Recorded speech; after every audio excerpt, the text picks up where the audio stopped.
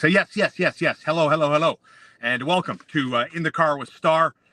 Proudly brought to you by all my good friends, Ash Gregoire, Shaman and Nissan, Chiefs Convenience, and of course our friends at Little Bear, littlebearonline.com. A happy Wednesday, happy non-game day, happy Montreal Canadiens are kicking butt and taking names kind of day.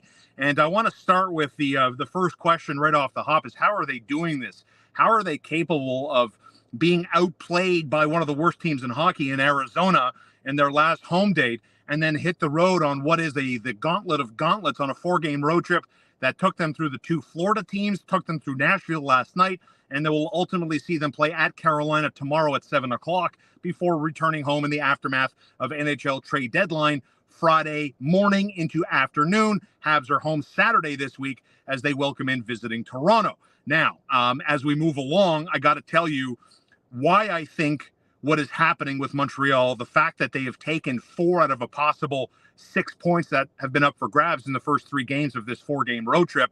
The biggest and most positive aspect of the Montreal Canadiens snapping their 2-game slide is the fact that Nick Suzuki, the captain of this team, is taking charge and leading by more than just using his words. That a game like yesterday is a great example, I think, to prove my point. When we look at the fact that the Canadiens' number 1 line of Nick Suzuki, Cole Caufield, and Uri Slafkovsky have been kind of chasing the game by, getting outplayed by the Ryan O'Reillys and the Forsbergs of the Nashville Predators, the fact that Nick Suzuki seemed more than just determined to get rid of some of those minuses that his line got tagged with in that 4-3 overtime victory at Nashville last night, that I see a Canadiens captain taking charge of not wanting any type of culture of the losing kind to seep in, to get entrenched with inside the Canadiens locker room, that I see a young leading captain who wants to take the cliched bull by the horns and drag his team to a competitive result. And they've done that. And it's crazy that for the 3rd game in a row, the Montreal Canadiens needed to play a little overtime in order to get this done, considering that they came up on the wrong end of 4-3 score lines, losing to the Florida teams last week and into this past weekend. That, again, Montreal down 2-0, down 3-2, found it within themselves to now get out of the funk that they were in. And sure, Brendan Gallagher scores on a nice release on a great feed by 71 Jake Evans, who is having a nice 2024 since he kind of took over from Sean Monahan on the Canadian second line. The Gallagher, Anderson, Evans line has been very, very good and, borderline dangerous on some nights. And you saw Gallagher find a spot. Jake Evans found him, and he buries his opportunity past UC Saros. The Joshua Roy goal was not only a thing of beauty because it was an electric release that beat UC Saros on a nice NHL caliber shot from Joshua Roy, who scored his 2nd goal of the season. Last night's goal came unassisted. Why? Because Joshua Roy showed incredible hockey IQ. And these are the things that lead you down the path of being optimistic, of thinking that the Montreal Canadiens rebuild won't be like what the Buffalo Sabres have been trying to do, that I think Montreal probably, as it seems today in my mind, have the upper hand, with young players taking charge. The Joshua Roy goal is the result of a line change, of him looking at the play, acknowledging where he's at, reading the play correctly, intelligently, creating a turnover off the stick of Roman Josi, and then buries his opportunity inside the blue line past UC Saros. So it was a fine display of solid hockey IQ. And a lot of people wonder about, what's beneficial for Joshua Roy as it relates to his development. Is it better for him to be a Montreal Canadian from as soon as he was called up until the 82nd and final regular season game? Or is it better for him to go to Laval, help take charge, and help bring Laval into the American Hockey League postseason? I'll tell you this. I've watched Joshua Roy probably as much as you have at the NHL level. I never pretend to be any sort of scout, player evaluator. I watch hockey, you watch hockey, you have your point of view, and I have my point of view, and we share it together. And when I've watched Joshua Roy this season, and certainly yesterday put an exclamation point on his call-up, I don't really need to see more of Joshua Roy. I think Joshua Roy is an NHL caliber player. And as I said already, I think he's incredibly hockey smart, and Reeves plays very well on a regular basis. And what I think is better for Joshua Roy is to be a part of a storyline in Laval that helps take the Rocket from out of the playoffs and into the playoffs. And he can be instrumental in doing that in the sense of throwing down a challenge at the feet of Joshua Roy and the Laval Rocket to be better, better competitively speaking, of course. The fact that the Montreal Canadiens obviously are not going to the playoffs, still the 7th worst team in hockey, points-wise, and despite the fact that they've been doing recently well, they only have 2 wins in their last 11. So don't worry about the Canadiens picking up too many points for your liking if you're on Team Tank like most of us are. Don't worry about that. They still lose a lot of hockey games. And yes, even on this 3-game road trip, they have 1 win. Okay, they lost 2 shootouts, but I just want to calm people down a little bit that feel that they're doing too much winning these days. And when I see the challenge here, that yes, it's still a challenge for Joshua Roy to excel and to be a good NHL player, but I think he's passed the test of figuring out whether or not he can play in this league. As far as I'm concerned, I believe he can. Now, the next challenge I'd like is for him to be part of that team in Laval that can get them to the playoffs. It's a huge week for the Rocket. It starts tonight at Laval, at Place Bell, when the Rocket play the Syracuse Crunch. They play today, Friday, and Saturday. All of those games will be live on TSN 690. Now, I want to talk about Cole Caufield before I get to some of your questions, as they are starting to kind of filter in a little bit. And just another reminder that if you want to eat healthier and avoid the mess and the guilt, go hook up with my friends at wecookmeals.ca. Use promo code STAR70 at checkout to save $70 on your first 2 orders. Man, we triggered a lot of people this morning on the TSN 690 morning show with yours truly and Connor McKenna. Why? What was so triggering to so many people? I honestly cannot figure it out. Cole Caufield is goalless in 8 straight games. As a matter of fact, Cole Caufield has 2 goals in his last 13 games. Those 2 goals, as I've mentioned already in this space, came in 1 game where he picked up 3 points in a 7-4 loss to the Rangers. As a result, Cole Caufield is on 50 points. He's on pace for a 60-point campaign this year. But the goals are not there. And I wrote a question on our TSN 690 Facebook page asking the listeners and the fans of the Canadiens, is Cole Caufield a 25 to 30 goal guy, a 30 to 35 goal guy, or more when he finds his groove and finds a consistent level? And for some reason, that is a mystery to me. It triggered and upset, and I'm going to say angered members of this Canadiens fan base. People saying that, wow, the Canadiens win and you find a way to take a giant shit on Cole Caufield. Or another example of, wow, Cole Caufield has 50 points and picked up 2 points last night in the overtime win, and you're talking about the negativity around Cole Caufield. I don't know if people are just looking for a reaction and they enjoy trolling online, which is definitely a real thing.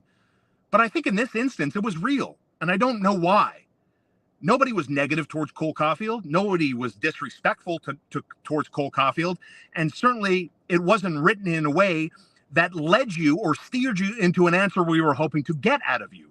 So in order to get the reaction, as aggressive as nasty as it was shocking to me. Because if we go back to last year before Cole Caufield got hurt and had his shoulder surgically repaired, he was on pace for a 45-goal season. The Montreal Canadiens extended Cole Caufield based on the fact that they believe not only is he a top-line player for this team, but that, yes, he's going to be the first guy to drop 40 in a year in what feels like forever. And so we ask an innocent question. The fact that the Canadiens' premier goal scorer, Cole Caufield is that guy. Nick Suzuki's got 25 goals on the season. But I think we can all agree on this. We expect Cole Caufield, or we thought he would be the leader in goals pretty much right away. So that hasn't happened. And that's okay, because the team collectively is doing okay. But the fact that we're wondering about whether or not you want to reassess your point of view about Cole Caufield triggered so many people. To that I say, grow up for a minute. Just grow up. Are we incapable of thinking critically anymore? Or is everything that goes against maybe your favorite player or your mother's favorite player is more or less the equivalent of being kicked in the nuts, a cheap shot, a dirty tactic, right? Like, can we stop? Can we ask ourselves an innocent question about whether or not, I mean, it's as ludicrous as people jumping to the Cole Caufield's 50 goals. Look out, Steve Shutt. Here comes the next 60-goal scorer for the Canadiens. I mean, we were having fun when he was going well, but now that Cole Caufield is looking more like a playmaker than he is the next Rocket Richard Trophy winner, people interpret an honest, innocent question as it being the most disrespectful takeaway from a game in which the Canadiens came back twice and won in overtime. So it was puzzling to me. And I know, times are different these days. Lots of people are hypersensitive, and maybe this is just the latest example of that, hypersensitivity. Or maybe I'm wrong, and it was just a pure troll job by people that want to get under the skin of folks like me, but it was just disappointing. I'm not angry. I'm disappointed. Are you going to be disappointed if the Montreal Canadiens don't make any sort of move between now and the NHL trade deadline that comes on Friday? I'm not going to be. I think Yoel Armia is playing very well, a much stronger brand of his game. What does concern me a little bit is some of the speculation out there around young defenseman Jordan Harris, who, if you've been paying attention to this podcast for a little bit, I'm a fan. I like his game.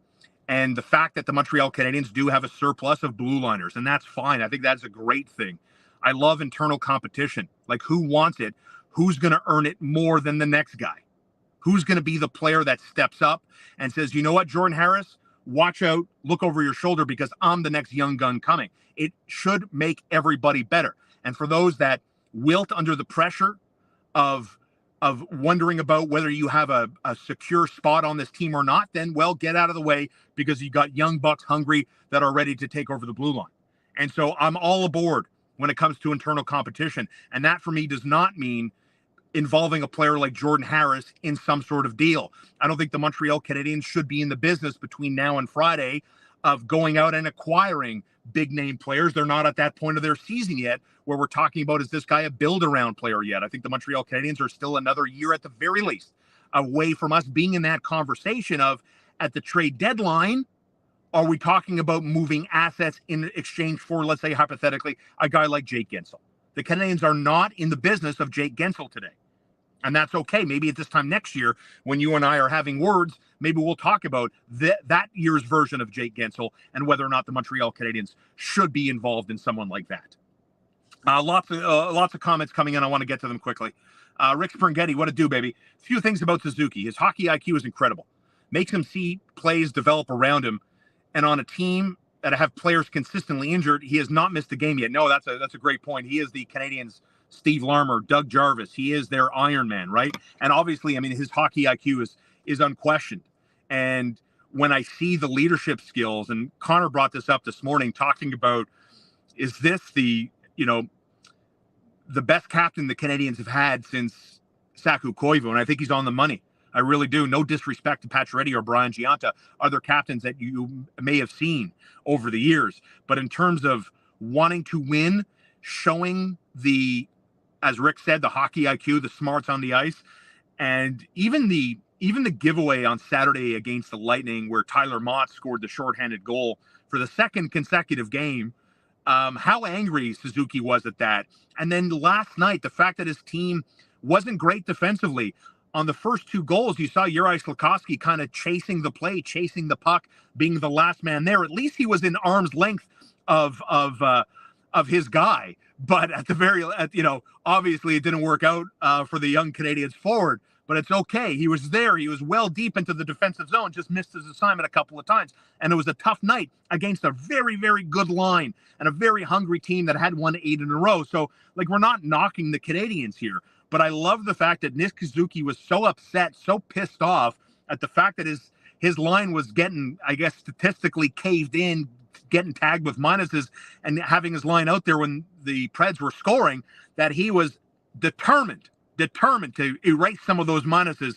And what a nice goal from an obscure angle for his 25th of the season. Nick Suzuki, by the way, that goal was also the 100th of his career, and really turning into, and I got to tip my cap to the previous regime of Marc Bergevin, Trevor Timmins, and everybody else in the pro hockey scout department that saw Nick Suzuki and said, okay, we can give this guy the money and pay him like a number one center, even though he never showed them that he can produce like a number one center. Looks like they got that one right. Oh, Jay's Digest. We got a big YouTube channel on the stream today. Jay's Digest. Love that channel. Go check them out on YouTube if you're a Blue Jays fan. They got a big year coming up. Old man Justin Turner. What's Alek Manoah going to do? Vladdy Guerrero Jr. is going to be the straw that stirs that drink. And we saw Bo Bichette have a good year last year. And Guerrero Jr. looking svelte. I'm very anxious to see how the Blue Jays compete in the American League East. Go see my friends at Jays Digest and give them a follow on YouTube. Nick Suzuki has established himself as a star in this league. Nothing wrong with Caufield being a notch below him. And that's the optimistic point of view for sure. And I think, Nick Suzuki, who is now being talked about as a depth player, as an extra for Team Canada the next time we see the best on best tournament hit the ice. Can't wait for that. And even someone like Sam Montembeault, who wasn't in goal yesterday. And that was the other thing, too, I want to pass along. I also love the fact that the Canadians won that game with Jake Allen, and Jake Allen had a below 900 save percentage, and the Habs still won. I love that.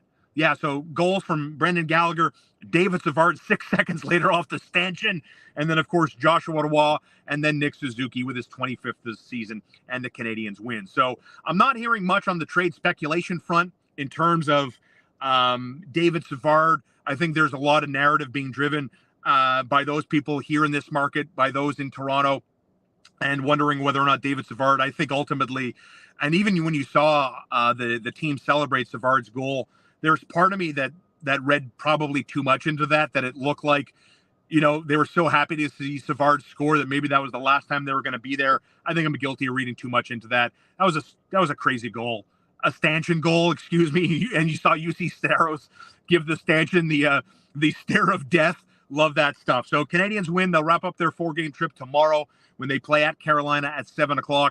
Then the trade deadline, and then here we go, Saturday at home against the Toronto Maple Leafs. Thanks for watching. Support me by supporting my sponsors at wecookmeals.ca. Use promo code STAR70 at checkout to save yourself $70. I want you to take care of your pets through Little Bear. They care about your pet's needs as much as you do, and they deliver on time, on budget, and you support local by shopping for all your pet's needs at littlebearonline.com, and my friends at Chief's Convenience, cheap groceries, tax-free groceries, right over the Mercier Bridge on Highway 132. Friends of mine are friends of yours. Thanks for watching. Hit that subscribe button, and we'll catch you again Friday. Don't forget, In the Car with Star live every Monday, Wednesday, and Friday at noon.